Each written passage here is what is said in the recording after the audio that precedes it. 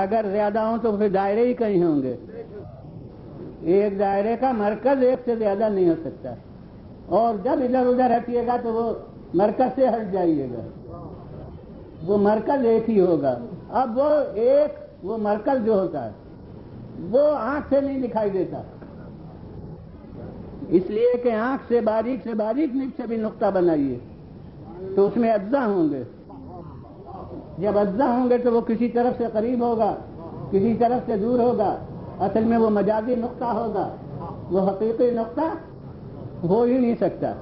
تو وہ مرکز، وہ دائرہ، اس کا نقطہ مرکزی وہ جسم نہیں ہوا کرتا، وہ تو نقطہ ہوا کرتا ہے. نقطہ چیز وہی ہے جو ناقابل تقسیم ہو، جس میں اجزا نہ نکل سکیں، نہ طول میں، نہ عرض میں، نہ گہرائی میں، کسی طرف سے اس میں اجزا نہ ہو سکے. اگر اجزا ہو جائیں تو مرکز نہیں ہوگا. تو یہ اس دائرے کا مرکز آنکھ سے نہیں دکھائی دیتا. اب اس موضوع دوسرے موضوع سے متعلق بات ہے مگر درمیان میں آ گئی ہے کہ دائرے کا مرکز آنکھ سے نہیں دکھائی دیتا، وہ دائرے کا وجود بے دیکھے مرکز کو منواتا ہے. تو یہ چھوٹا سا دائرہ جو میرے اور آپ کے پرکار سے بن جائے، اس کا مرکز آنکھ سے دکھائی نہ دے مگر بے دیکھے دائرے کے وجود کی بنا پر ماننا پڑے گا اس مرکز کو. تو اس کائنات کے لیے یہ مطالبہ ہے کہ مرکز کو آنکھوں سے دیکھیں تب مانیں گے. دور آنکھوں سے دکھائی دے جائے تو وہ مرکز کہاں رہے. لیکن اس دائرے کائنات کا انتظام بتلاتا ہے کہ اس کا مرکز ہے، چاہے آنکھ سے وہ دکھائی نہ دے. تو اب چونکہ نقطے مرکز سے ہٹے ہوئے بے شمار ہوتے ہیں اور مرکز بے سے ایک ہی ہوتا ہے. غیر مستقیم خط بہت ہوتے ہیں مگر مستقیم خط ایک ہی ہوتا ہے. اسی بنا کے اوپر ہمیشہ کثرت باطل پرستوں کی ہو رہے گی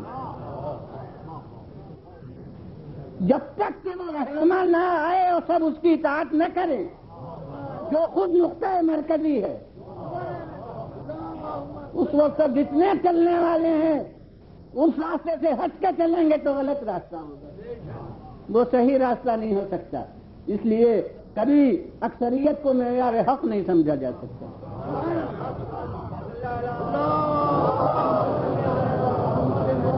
پھر بلند آواز سے بولو.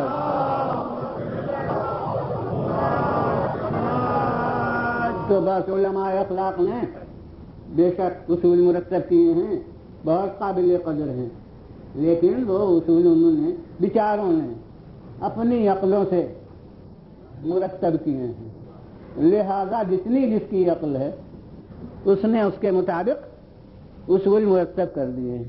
لیکن جب عقل خود کامل نہیں ہے، جب عقل خود حقیقی نقطے تک نہیں پہنچی ہوئی ہے تو اس کی مدد سے جو اصول مرتب ہوں گے وہ کہاں تک انسان کی رہنمائی کے لیے کافی ہو سکیں گے اور کیوں کر وہ صحیح نقطے تک پہنچا سکیں گے. تو ایک تو یہ کمی ہے یہ اخلاق میں. دوسرے اخلاق میں بجائے خود جب تک کہ اس کے ساتھ قانون اور مذہب کا تصور نہ رکھا جائے کہ وہ بس بتاتے ہیں یہ اچھی بات ہے، یہ بری بات ہے، یہ صحیح ہے یا غلط ہے. اب اس میں صرف علم کی رہنمائی ہے، عمل کی رہنمائی نہیں ہے. یعنی ان میں قوت محرکہ نہیں ہے، تحریک کرنے والی طاقت نہیں ہے. وہ بس بتلاتے ہیں کہ یہ اچھی بات ہے، وہ بتلاتے ہیں کہ یہ بری بات ہے، لیکن اس کے بعد کوئی چیز ہو کہ جو آمادہ کرے کہ اچھائی کی طرف تم آؤ اور برائی سے تم بچو، یہ خود اخلاق کے اندر قوت نہیں ہے. اب ایک تیسری چیز بس اسی کو آخر میں عرض کروں گا، اور وہ یہ ہے کہ اس علماء اخلاق جنہوں نے کہ کتابیں مرتب کی، خوبصورت اصول مرتب کر سکتے تھے لیکن خود نمونہ بن کے پیش نہیں ہو سکتے.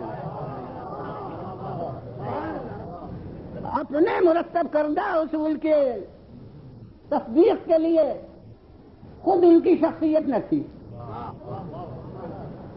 یہ نہیں ہے کہ جو اصول انہوں نے پیش کیے ہوں وہ خود اپنے کو مثال میں پیش کر سکیں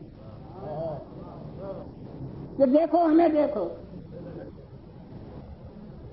یہ کمی ہے جو مذہب نے سب سے پہلے دور کی ہے کہ اس نے تعلیم بعد کو بھیجی، معلم پہلے بھیجا.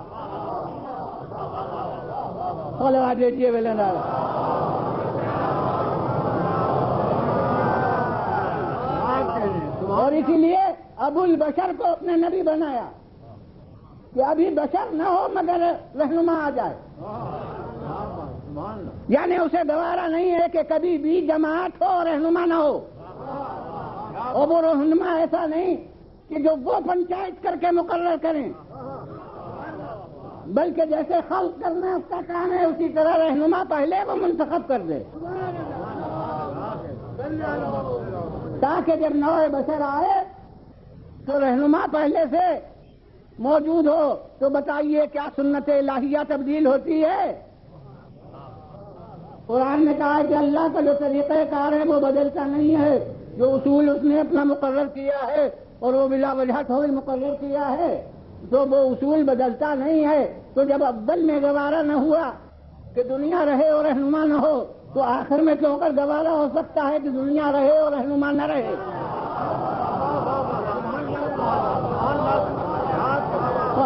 یہ بولنا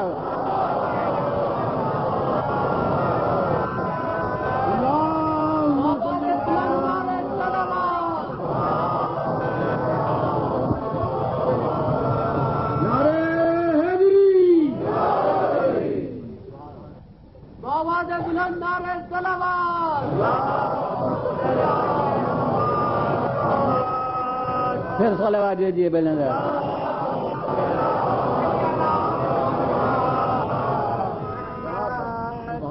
پھر بلند آواز سے صلوات.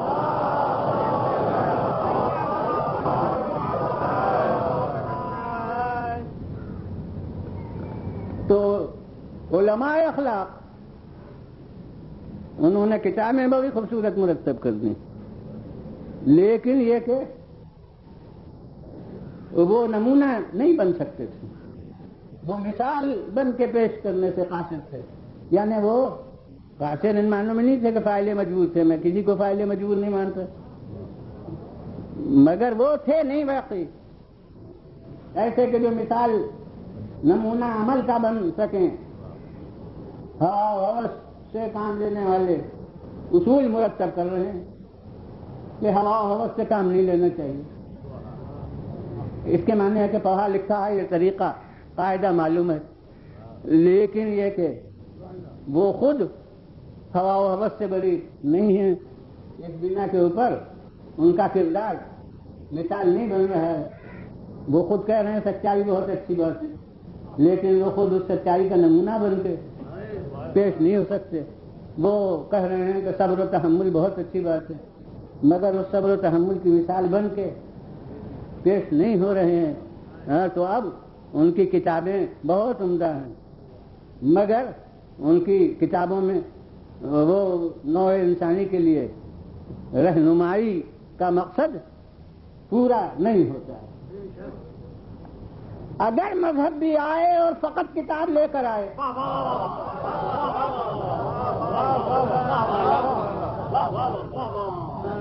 تو جو کمی علم الاخلاق میں تھی وہی کمی مذہب میں بھی رہ جائے. لہذا وہ مقصد جو دین کا ہو سکتا ہے وہ پورا نہ ہو، وہ رہنمائی خلق کا مفاد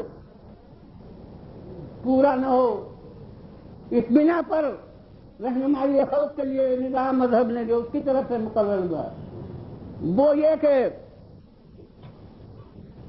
زبانی تعلیم پر اتنا زور نہیں دیا گیا جتنا عملی رہنمائی کا انتظام کیا گیا.